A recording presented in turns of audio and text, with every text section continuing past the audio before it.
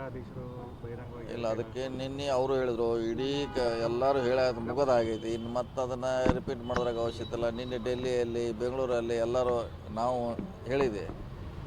So ಅದು ಮುಗಿದ ದಿವಸ ಅದನ್ನು ಮತ್ತೆ ಮುಂದುವರಿಸೋದ ಅವಶ್ಯಕತೆ ಇಲ್ಲ. ಬೇರೆ ಬೇರೆ ಮತ್ತೆ ವಿಚಾರಗಳಿದೆ.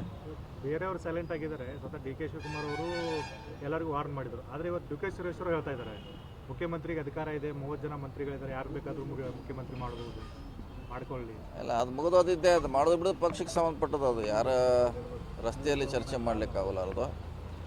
ಅದು ಹೈಕಮಾಂಡ್ ಇದೆ, ಪಕ್ಷ ಇದೆ, ಅವ್ರ ತೀರ್ಮಾನ. ಅದು ಯಾರೂ ಎಲ್ಲೇ ಮಾಡಲಿಕ್ಕಾಗಲ್ಲ. ಪಕ್ಷದ ತೀರ್ಮಾನ ವರಿಷ್ಠರಿದ್ದಾರೆ, ಶಾಸಕಾಂಗ ಪಕ್ಷ ಇದೆ, ಅವರು ಮಾಡ್ತಾರೆ.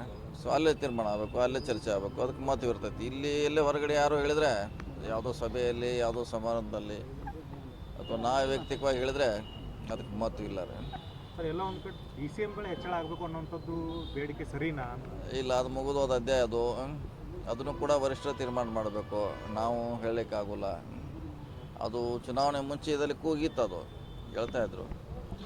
ಮಾಡಬೇಕು ಬೇಡಬೇಕು ಅನ್ನೋ ವಿಚಾರ ಅದು ಕೂಡ ವರಿಷ್ಠರಿಗೆ ಸಂಬಂಧಪಟ್ಟದ್ದು.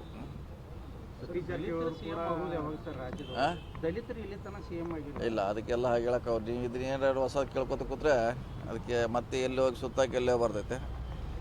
ಸೊ ಅದನ್ನೇನಿದ್ರು ವರಿಷ್ಠರಿಗೆ ಕೇಳಿ ನೀವು. ಯಾರು ಸಿದ್ದರಾಮಯ್ಯ ಅವರಿಗೆ, ರಾಹುಲ್ ಗಾಂಧಿಗೆ, ಅವ್ರ ಹಂತದಲ್ಲಿ ಇದು ನೀವು ಕೇಳೋ ಪ್ರಶ್ನೆ ಅವ್ರಿಗೆ, ನನಗಲ್ಲ. ನಮ್ದೇನಿದ್ರು ಅಭಿವೃದ್ಧಿ, ಹೊಸ ಕೆಲಸಗಳು ಅಷ್ಟಕ್ಕೆ ಸೀಮಿತವಾಗಿ ನಾವು ಇರ್ತೀವಿ ಅಷ್ಟೇ.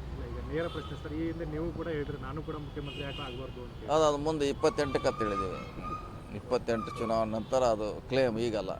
ಅವಾಗ ಹೇಳಿದ್ದೀವಿ, ಅವಾಗ ನೋಡೋಣ ಬಂದಾಗ, ಅವಾಗಿನ ವಾತಾವರಣ, ಸನ್ನಿವೇಶ, ಅವಾಗ ಕ್ಲೇಮ್ ಮಾಡೋಣ. ಸರ್, ಬಹುಜನಗಳ ಬೇಡಿಕೆ ಚಿಕ್ಕೋಡಿ ಜಿಲ್ಲಾ ಅದಿದೆ, ನಮ್ಮದು ಕೂಡ ಡಿಮಾಂಡ್ ಇದೆ. ನಾವು ಸಾಕಷ್ಟು ಸರಿ ಅದರ ಪರವಾಗಿ ದನಿ ಎತ್ತಿದ್ದೀವಿ. ಆಗಲೇಬೇಕಂತ. ಬರಲಿ, ಅವಕಾಶ ಬಂದಾಗ ಅದನ್ನ ಪಡೀಲಿಕ್ಕೆ ಪ್ರಯತ್ನ ಮಾಡೋಣ. ಬಂದೇ ಬರ್ತೈತಿ, ನಮಗೂ ವಿಶ್ವಾಸ ಇದೆ. ಆದರೆ ವೇಟ್ ಮಾಡಿ.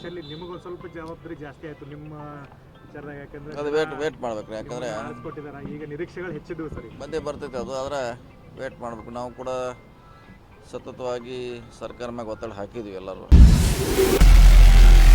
ನಾರ್ತ್ ಫಸ್ಟ್, ಉತ್ತರ ಕರ್ನಾಟಕದ ಆವಾಜ್.